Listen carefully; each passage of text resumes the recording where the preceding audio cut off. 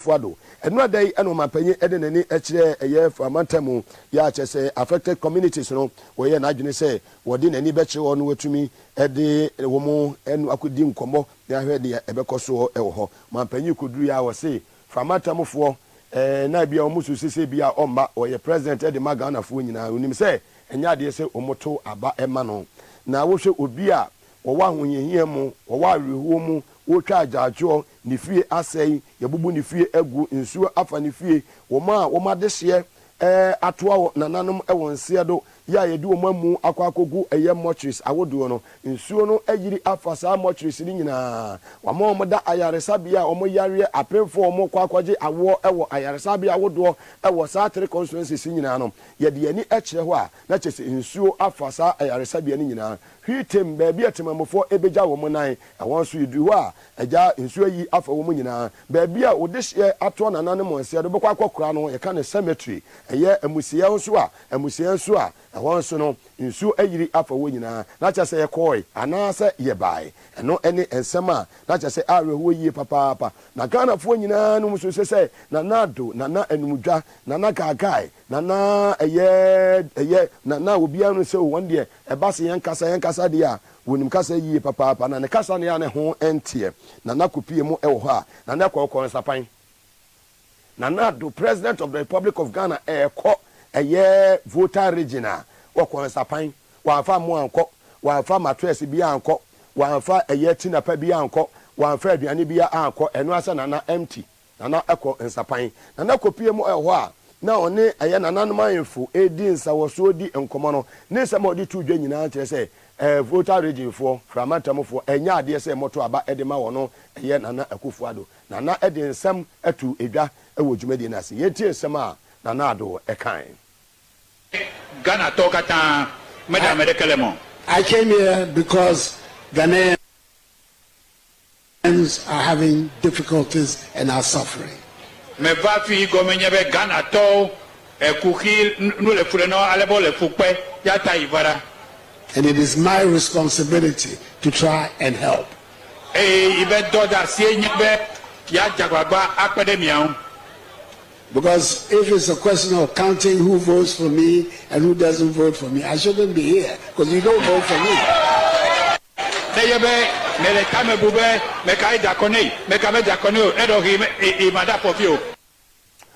That was the President of the Republic of Ghana, Nana Akufo Addo, His Excellency Nesema, what they echo to Dra and Osemon to Abamano.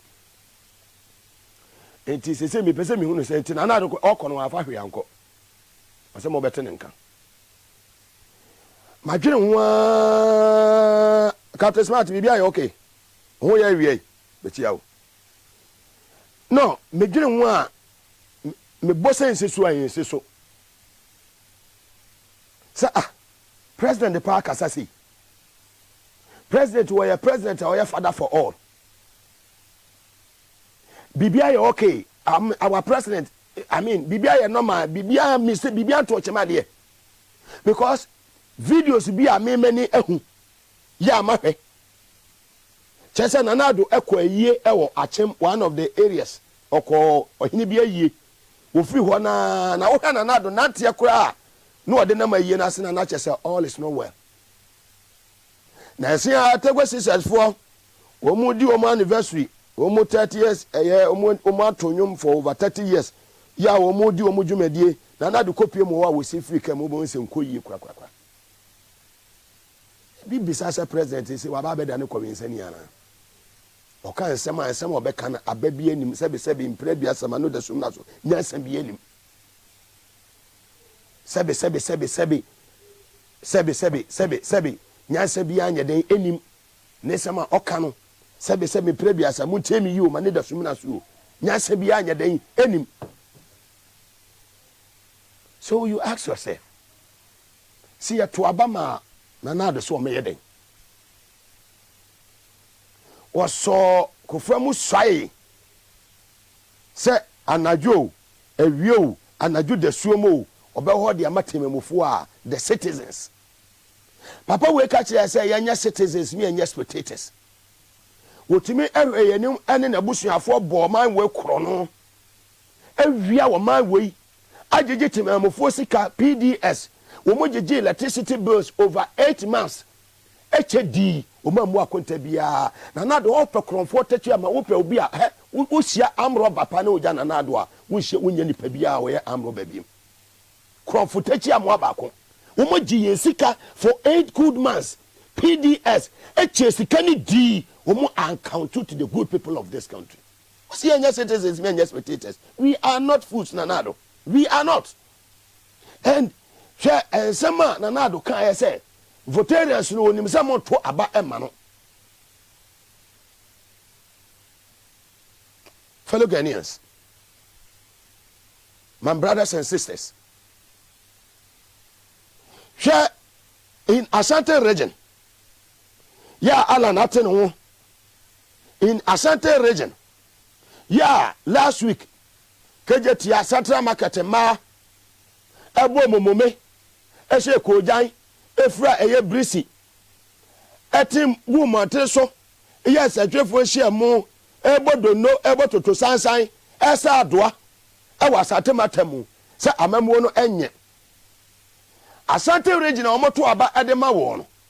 Me Pesamo Mame only one achievement, Bakupo. Ekaniba so se ekome yemle nye yibu ana ayetabo yemle woto bakope ekome nanado and before mama ye one major achievement ye free nanado ho on the 7th day of January 2017 ebesi and the 17th October 2023 mama me one major achievement in Asante region say your school say your hospital ana eyedien na mijina regional jomama etumi ko jina mo kase mo to aba emame share under this useless government yeah nanadu they are useless. I'm saying it without fear of it. They are useless. Etumi ya budget na kind of for ata minister of finance akọ present a budget or parliament near you voter region ayeden afimu akwa bia ne ho see you voter region. Can you imagine the mindset? Very wicked people managing the affairs of the very wicked people, criminals. Wemo, upe nipa boniphobia na uja woma unya nipa boniphobia ebim. Mudi yesi cathedral. Samonya boni ne wo mutrim, boni mo dwene te sɛ de sɛbe mo ne moa na adwene. Sɛbe mpraduasa. Mo dwene te sɛ criminals. Ye bibia mo fanya sanya de ento ho wonya da audacity ejira voter region ka say o mo to aba ema Asante region na to aba de ma wo no die na waye de ama wo mo. I know very well say Asante region to aba efa ma NDC John Mahama but maybe chia wo niema even though o mo to aba ema no John Mahama enni wo matem kwotena kojira otumfuo fie na o kasa ye gina wa tu obobo niema waye so. Na President Mahama ekojina menhia himfi a okobobo ni ministers din ojina Asatema tamo se kumase krobiem mefa akotafo market si ho mefa akọ apotrapa health center ho mefa ofri apotrapa na mefa akọ eyesewua hospital esi ho mefa akọ Komawu hospital esi ho water project ho Kwanongo hospital ho water project ho Mampong water project ho medudu kejeti a ho de kejeti Dubai. Chame ba akopre one, I need only one under this useless administration. I need only one mama me ba akopre more fire more angels mama me ba akopre asa bembe bia ni Ghana ani eje o na sabe o mu pia no mabaka jimi sama de akire yan o mu sori anu mabaka sabe muasem e de akire yan o ma moto abama we in Asante region. What have you done for them? Tell us. What are your achievements in Asante region? They should come and list their achievements in Asante region alone. That is your stronghold. That's your World Bank. They should come out and another. A year ago upon Kruma, information minister, when with deputies. Mumla, but some man, some achievement in Ashanti region. But when I am a World Bank, I'm about the mamo. Useless ones managing the affairs of this country. We are sick and tired of this nonsense. We don't need it. In short, you know, enough is enough. We don't need it. Adai, I for the story of Volta region, what cassette here, to my mophobic qua, which ma, when you see the babu ma, no as I could do matter. Ashanti region is your stronghold. Then why am I wamo? And the Korea men shiakwai. Korea tafo, a year a okasi a chiho, Korea makwai. Kwa a year and carry a quanoso, Korea makwai. If free a year mancranso, a quarterpa, kumso, Korea kwai. Kwara baby a for some manfo about just 1 kilometer road a whole manfo kro duanum eko esane be ponase ho kwara ko vijobu ye kwa na ka ho kwa na matimi anwie e ho eda so besi ne ka se frisu be so oduma se bedu ha na matimi no maka ho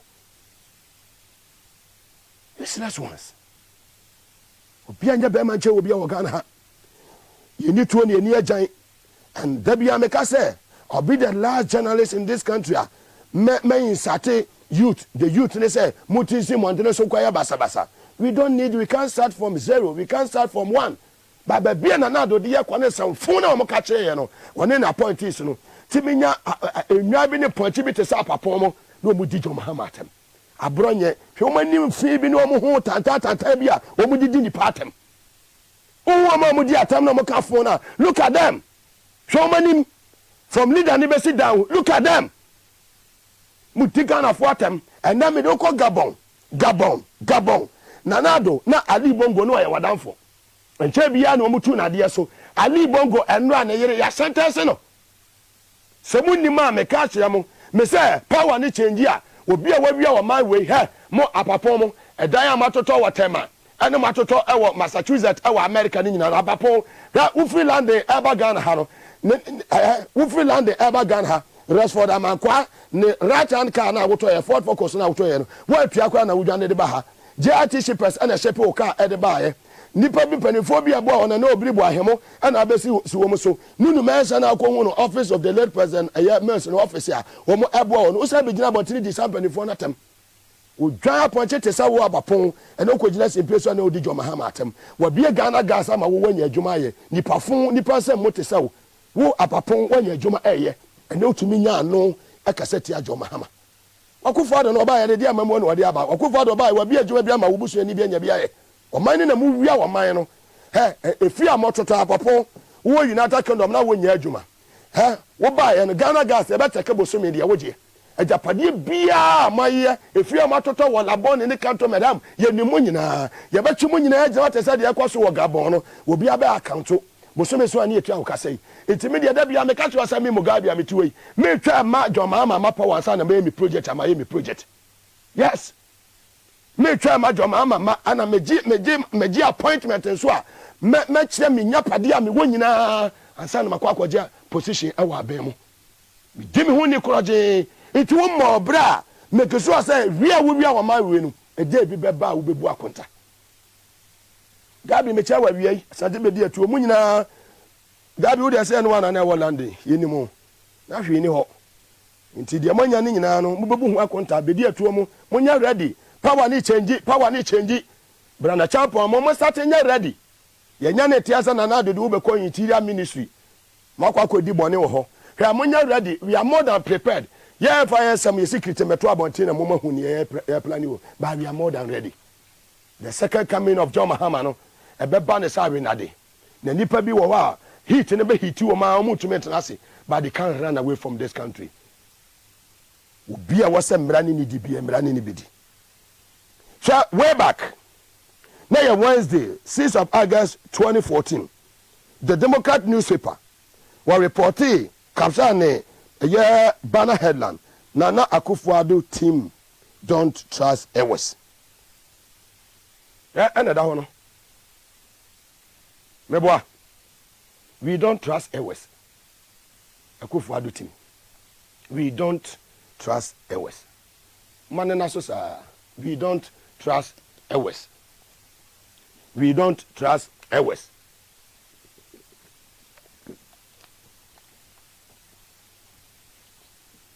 One more kind of 2014, and we are in 2023. But you have a seat in voter region. Woman is seat to voter region. I'm only MP a voter region.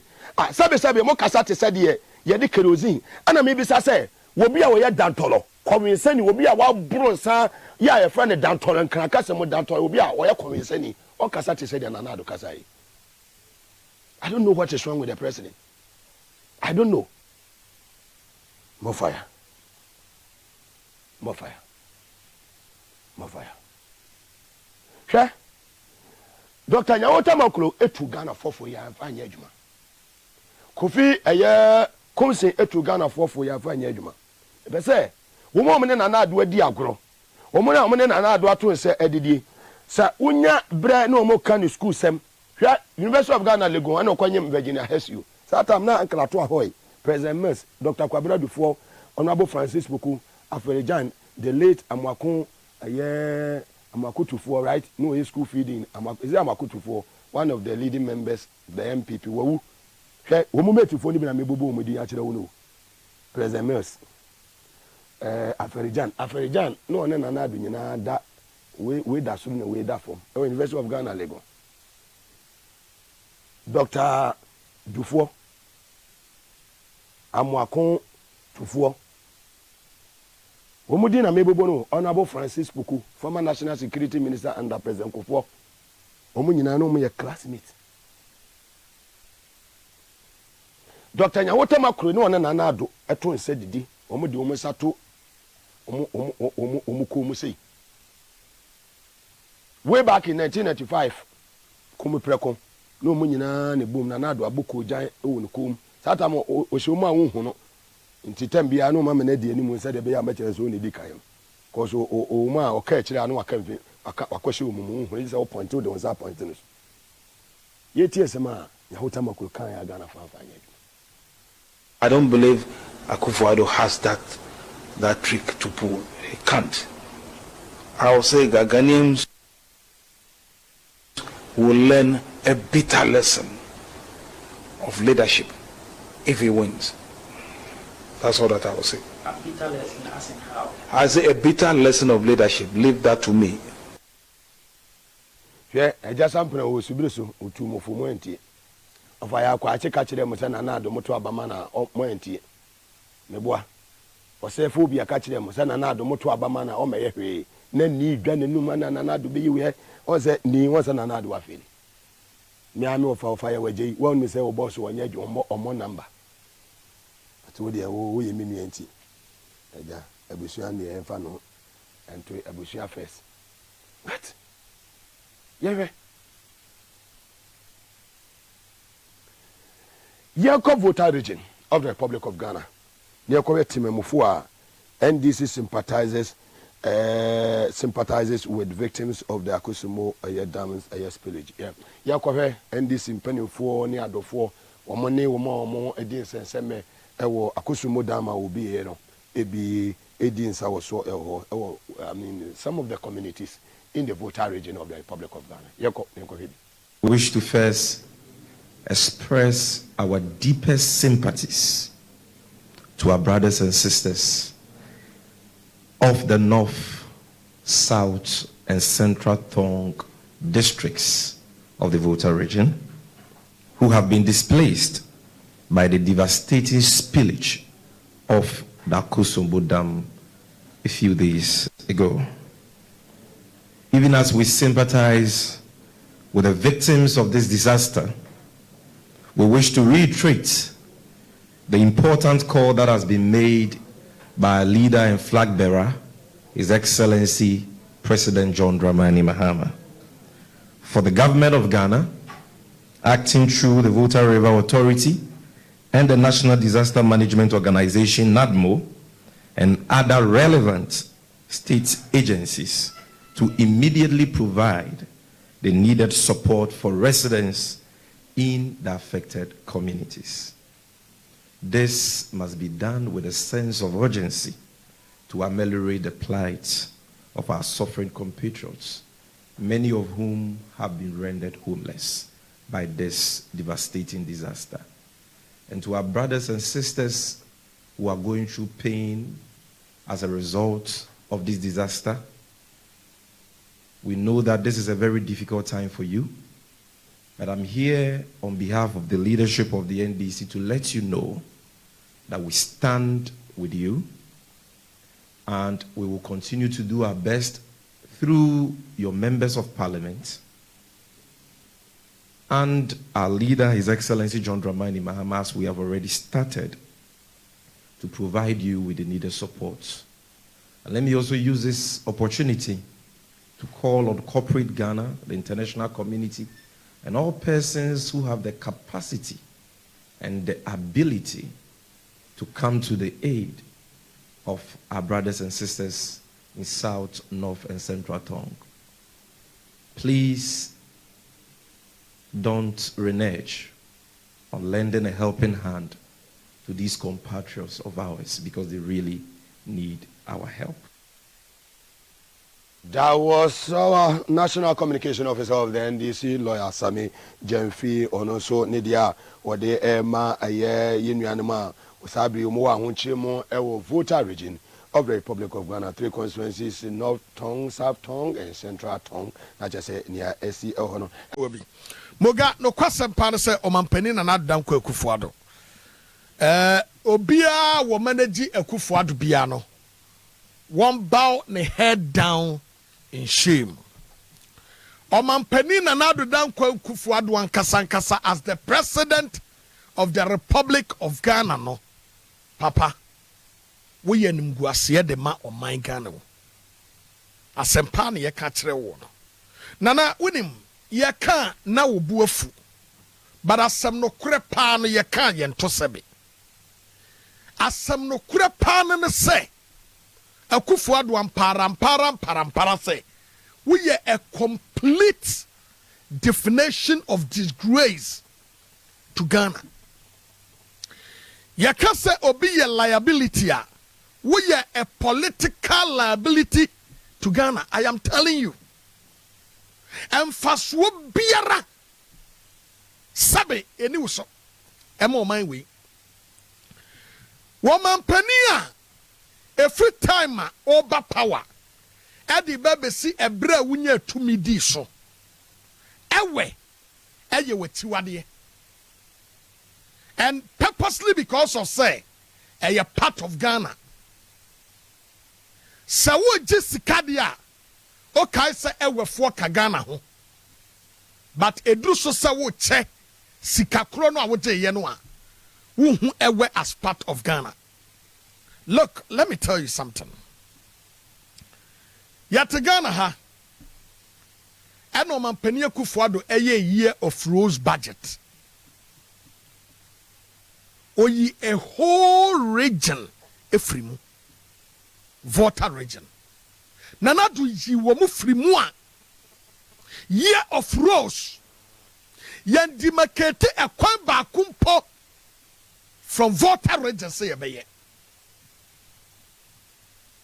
ekoduru so ni yakoka omo se ya nifaso na omo wi ni fiye omo anseda a whole region Volta region nanadu yi frimu Yabatuaba before 2012.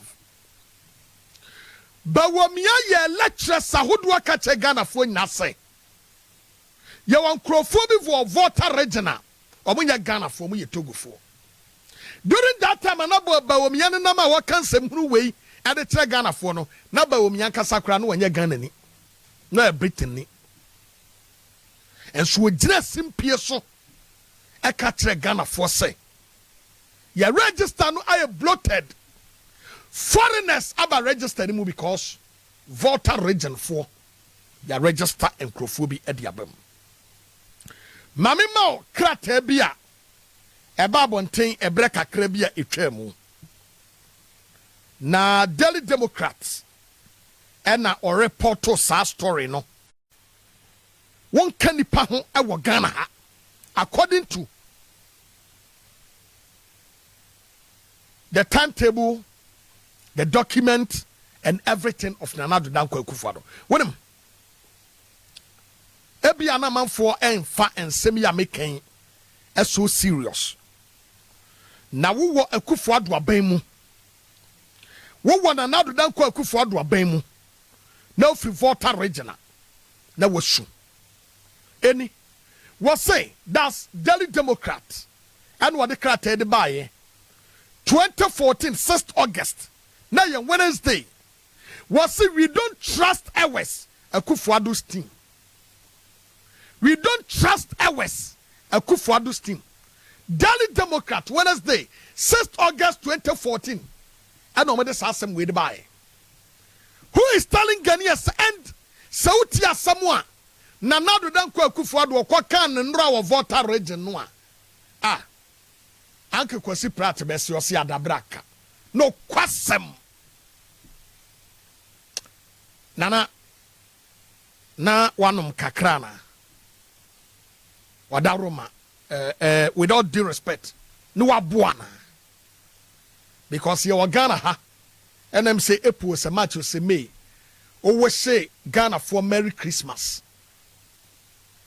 Se entesa ena na enyansa ena no wanuma budia ene ye man pani na Dankwa Akufo Addo no kwasem wonya professor Kwesi say what na onfa nko hospital na wo mie uti no so na ehu se bibia ye okay because kasa wo kan ye no nana Nazre 1 ana KG1 akwala on kasa te se de okasa yi se ai montoaba mame na mi di vote minya. Let me tell you something that Akufo Addo don't know. 2016 omunya 60,000 were Volta region together with Oti region omunya 60,000 votes omuche mu ba Volta region no ya Volta region ko bedi ha no 2016 wunya 101,000 votes. So let me ask you something. Abatu amukoto ye no 2016 na Volta region any Oti region na bom no wunya 68,000 or 60,000. Yetemu no Volta region ko ma 101,000 votes. 101,000. Wanya kukudra babonten ebeka sabe then that's for KG1 for kwadai ya KG1 akwada kra on kasata said your kase entina oh yeah entina make us moga no kwasam ne say na menti ase ne bisa nkrafo ne say dantolo no ase che so mesi kowense ni entina make us say ebia ne yama mpani okon moga ebia na ne wabo ebia no wabo eti obo ya no because moga you know Nana Dankwa Akufo Addo so obo a otumi behave anytime wabra na what's your friend Tottenham for now woman team be elbow no one wo hwe no more it was na yeah na you say mail say April say we will say Merry Christmas match we will say Merry Christmas our match enti Nana Addo ye a kind of a person yes so brunsa eya adwene no eya na enyina yankasa unpredictable eti ida say na Nana kono no abo why is the land weather yeah na se na nya bro no abo ena ye na adwene kan pa na Nana de ko ye ne dia ene ye Nana wakasa se KG1 akwala kranka KG1 for krasa ma me fa compare obi a wa bro ti me ka asem ade chi ana ne oh yes ena moga I think say Omampani Akufo Addo okasa wiansa na wadwene danse odwene ansa na wakasa eti obi a wakasa wiansa na wadwene no wakasa bi nsem hunu wiansa na won se ei aka kwase asem Fred Agbanyoba enne dia Nana wan kasa yi and what say e was so kopa Volta region for chew baby ayaduro no say Akufo Addo wan pa fra omantemfo chewa wan hwe yi a na wanya a serious demonstration ano be yedin it you are very careful well wo igbeni man yi wu ye kwaji na yiye ye ne troka Rollins Rollins na we ye basa e fa ni e fa ni condolence book kwotu fie e kwotu photocopy de call Queen Elizabeth eyi ase asantifo yi di ayi ni fre ayigbefo nsem na na do ni funu abantu obo ni wu ye kwan mo fa asu mo fre ni say di enu obo Newcastle achu achu papa iti mensa so di what ya boso so on the na dan funu see is there a thing you can describe say a natural disaster and say it's a clear case of human negligence share otu kwana kwa abrochia say America or say ifa yet that be say tsunami etaba but tsunami be back oftentimes no and studies normal yent no they are able to know ahead of time say oh bibi say babesi and te babesi a bind me to a one among first of the things I been to say after you have sensitized the people say bibi say besi within this particular period of time the next na aban responsible and say o si baby a nkrofo be evacuate omo de akọ.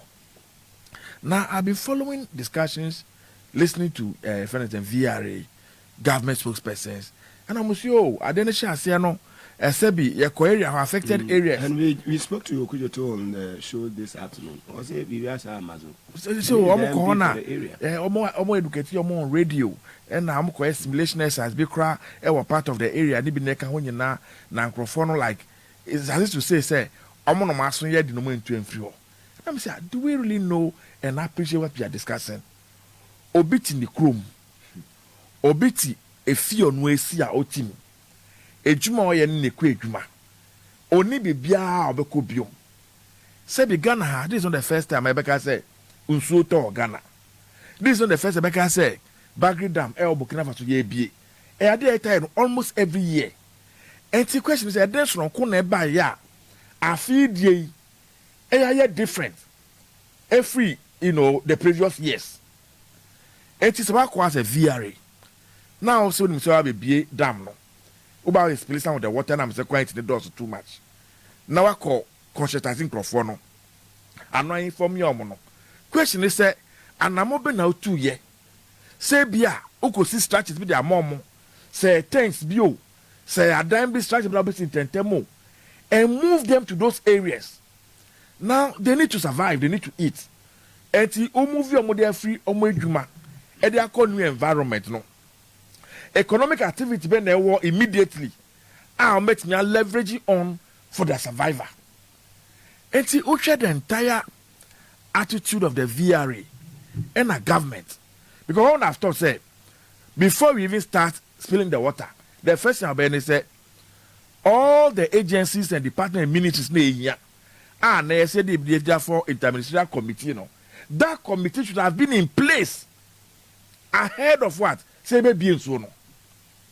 Say for instance now education ministries plan B need them because see unkolant me go school bio NCC for close down all the schools and the plan be now they put in place contingency measures hospitals now are flooded ama for yare mugabe can say.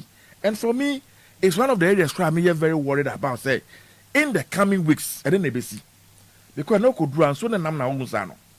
Cemetery in Swabefra, mortuary in Swabefra, Ejnabia in Swabefra, Bibia, and the Nipenum, and the Bicrasa Noir and no power supply to those and one almost Eddie and your beer measures bang, and Ministry of Health. Eteki say do something so yeah and I said board this now much in honor you bet me move there another place safer now why safer cemeteries now honor e kwan be na bet me afa so say be preoccupant so na be free on it me movie and go into the mainstream streams and our river bodies. This is serious National security implication and I'm open here 2 years say be protecting lives because you can say Mugabe e bi obi ho oya kokora wenyi we do 80 I do 90 or 3 nante e bi kura so yare e bi kura disable be the hospital enti order dem na so ni ba prekope a e kwan be no be fa so atimi efi na ono kwaji awo a order hospital nso aflade hospital mami bi amate se onyem 8 months o won kola ketenkete sankrofo nyina no contingency measures be na put in place now nim Okwama no bebrea. The judiciary protects the vulnerable in the society. Unfortunately, in that part of the world, no, the judiciary rather works for the state and the big institutions. Because I dare see by now people should be heading to court. Yes, you VRA. Yes, you Ministry of Energy. Yes, you are binding in now because you have taken away the entire livelihood of a group of people. The entire livelihood. You have taken away their lives. Ghana hane a bag of cement ni boy ahim Mugabe. Cement ni boy ahin ne Ghana ha. Labor kra ni boy ahin ne. And the so besi dan. Now we japadia what me acquire over the years. Now within 1 week, within 3 days, then so be sending in na.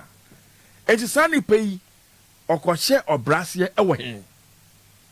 No kwashe says so kwan benso. Because in civilized societies, that I said, government by now would have provided some accommodation for all these persons and even some monies advanced to them. So they're going to be tonwa, saving our year to start making a living. Now all of them have been reduced to beggars. And Obia Sanda Nisayim, and a yes, and a mosquito nest in Fambro, and a Quell in Fambro, and a Samina Fambro, and a so why as a nation we should have known this? We should have known this, and we should have planned ahead of time. And your friend Nayanam Nayas the Ghana for radio so I will TV say Mumbara Mebwa. See, we are human beings. We are a civilized society. And so we are expected to behave same. Fred, what you said? I remember when they say about when we many voters. Inti acquire said your mama, you former president. No, one need to an more a day airborne and cranky individuals or mobile or more person or more they are willing to support. No, or money to Mwesio. Go president, Mugabe, you see, I am very reluctant to toe this particular line. Yeah. But on the face of it, evidence available. Utie Eura won to me. I am MPP for Ashanti Regional Chairman. Last week, no kind. In Semisia, no better say, Namo Vota for Motio. Munyai how? That's why Bamu to be my Namo Wachema, and Namo called your mamma and NDC for Namo by a chabede. Nanado tea and Odibiaka. And all well meaning Ghanaians condemning those comments from the MPP Regional Chairman. And now, me share television. Now you say Ghana man penny energy na ho. I say be all Cambrofo. Now Volta Regional Minister Dr. Lecha Ejina Nchen. Our Cambrofo no no actually say why you because now people in this distress situation afeno man penny eba beka abato asem. So be to abamame and obi to abamame. And what is making the president think say he is doing anybody a favor? And you be on the salary and say, on family and family microphone. See, cannot man pin back on the microphone and you be on the bottom scar. Those people over there, are they also not taxpayers? At the end of the day, what after are they benefited from their taxes? It is a ne, and recklessness in tea. Now, watch your ma. This is a time a president of a nation goes to talk about voting pattern. Who votes for who and who doesn't vote for who? And see, on my penny bedroom fie, I on share TV. It's not a soberly. Now, the editing in channel motion. Is he proud of himself? Tebi, Asembiani Emra, ye Kanifa, and I'm a boy Mugabe. As Asembiani Emra Yeka. Said your campaign time be drew in 2024. No matter now show, even the moon to about my mini party. As a mutu muno, mean the because na me buy. We are not in election yet. At least people can even appreciate say campaign be now here. Now this time no nipa ni wu. Onipa ni japade ni na akọ. Onipa no classroom no mo se oda no.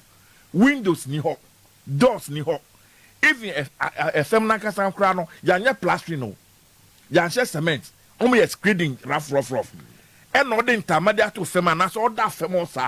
That is the time I am man penny, eba be kan ni petro aba mano eni to aba de mano konso konsa pan wa fa hwe anko na Mugabe useless person those who think say the posture nature of the government eye no mapenia kan ya me say government ye adwen of course o mapeni wa America e na de esi ye o mapeni ko America o ja nechi man vice e de man vice ana me boa exactly the vice and na north east eye campaign say yen to abama no be flag bearer no be di Ghana man na so easy and na semiesi papa ntimi suspend the campaign say me kwa kohwe say sebi ejuma na e dey ajame as a vice president no Ghana for be bre enti me ba be kire mo say oh man peni say na atom keke no mate no se me fa we fa bre mo asa no no amua enam kwaso eba that is how it is done o man peni say New America nam na atom kurenti no oja ho aba be hwe mo na so see me buy sia no me fa 10,000 mattress if am bre mo asa me fa e fa ne say mosquito net if am bre mo asa yen fa e mo e we be si ho ansa. That is how governance is supposed to be. Only Pan is busy campaigning. On in any campaign and find a home some wo I've heard a few problem of expiring goods in the common. I'm for we say and ye bia nearsi nay and baby for be ya. What would have been the attitude of government? As in Bissau, ABS your baby for beer. Because of us, the organa ha, and same see what man nekra. What with it? You who the speed with the president tweets, the president empathizes and shows concern. I'm gonna seek $1 million and commercial for. Say the long for some see here, and suya you. The same unsua semia was empty. Okoya empty hand now they call you. Of helicopter and I got from him and I got deny. Look at the portion of the president, the body language. Okasa na no sre it didn't show oyobia owamanone na ohwe Ghana's president who is claiming say anya emergency on the chrome entimumbra na meboana now share the body language of the president and the things he said. There is no way you can take him serious and want to come to his aid.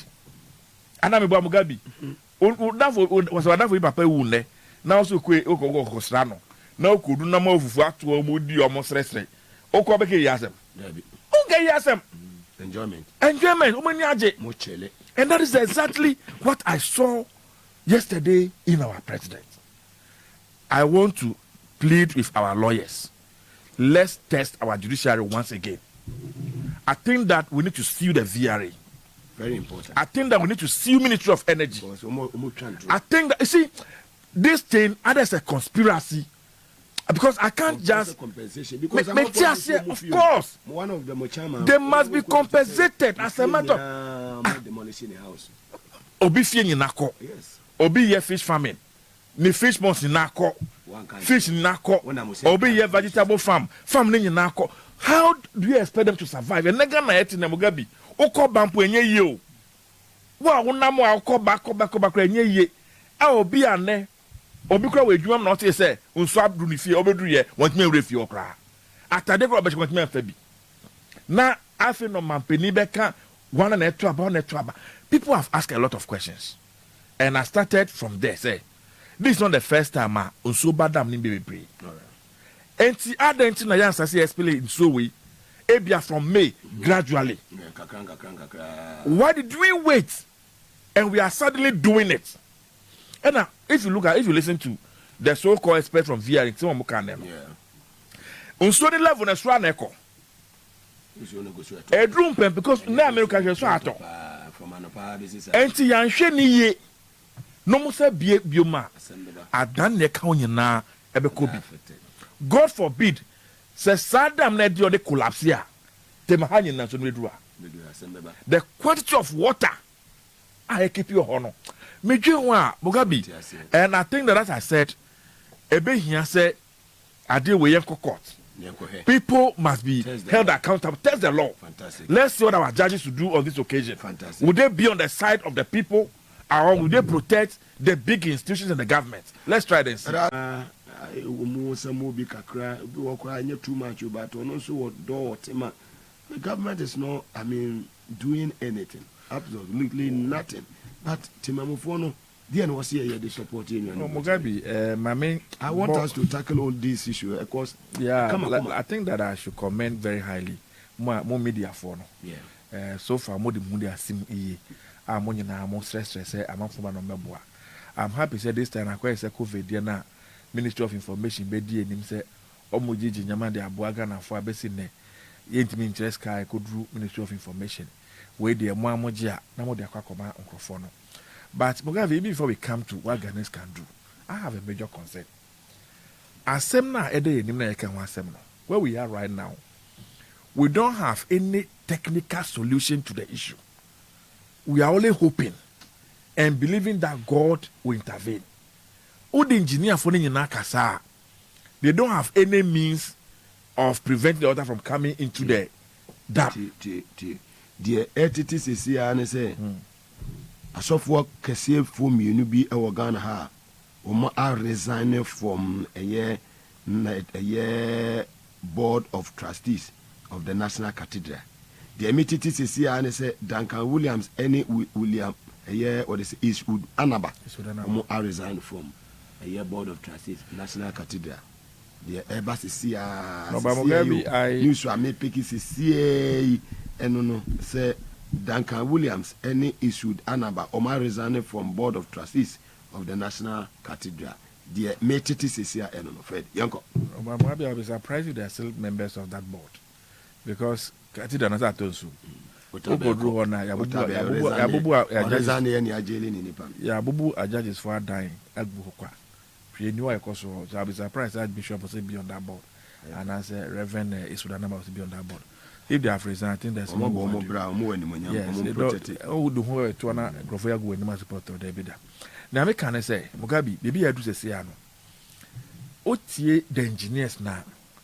To me and provide any technical solution to the problem. I could do wishful thinking. Say, hey, Nyame ye adoma. Umpire boy say and say unsonin jato. But Obia sending me message BCC. I say good evening, my brother.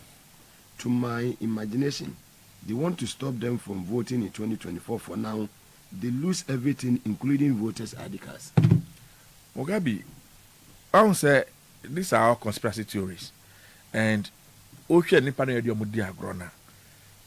discount anything. They are very like kind of saying they can do a lot of things, right? Because my bizarre question be brief. Say Ghana has so to afibia. Almost every year, actually 2 years, Bagri Dam will begin to move. That ben dana on suato, aya be dam, ama ne esi. Is it just a coincidence? Nansiana, ye voter registration we and I'm a boy. And a transfer of votes we. Next year, you call crucial elections. And as I said, we shall buy posturing. We shall buy body language. On Crofona, you see, all the communities you have listed, several communities. Baby, the temporary places in Nano. Those places are not 100% safe. And Tien can say, if by tomorrow morning, baby and Crofona also have flat, what will happen? Some of us are beginning to think. Say, Adina President Masio Sagleminghausen, near after Bombaria, Oko Mugabe Frost, Oko Adakwan so. Na ya jatona e prono. That those houses can be useful around this time. Can we get some buses and go and move these people from North Town constituency, Central Town, and if South Town, and the Abegu Sadanim? Wow. Ye don't want the baho. Now at least, yempe jet take a krabi farm let's create some economic activities for them because they need to survive. Once at that, we will continue to admonish and appeal to Ghanaians. Say ye, sorry. Say ye, Juma kese or Ghana yina. Say ye, very well. I'll be happy if even XYZ ne. Mo de muta dada. Yeah. You can announce just a momo line. Sorry, yeah, lunch BBI ne. Oh, yadamase. That's right. Na ye nyina ye fe ka kra fan ka ho. Na ye fa ko bua enuanim. Na ye ka se de ani beto na na do danko Akufo Addo. Any MPP aban so dia. Ebia wan hwe na the whole of Volta region. Na nso akofa yako. Madase enua Fred Agbanyo from Aye Guan constituency in the Oti region of the Republic of Ghana.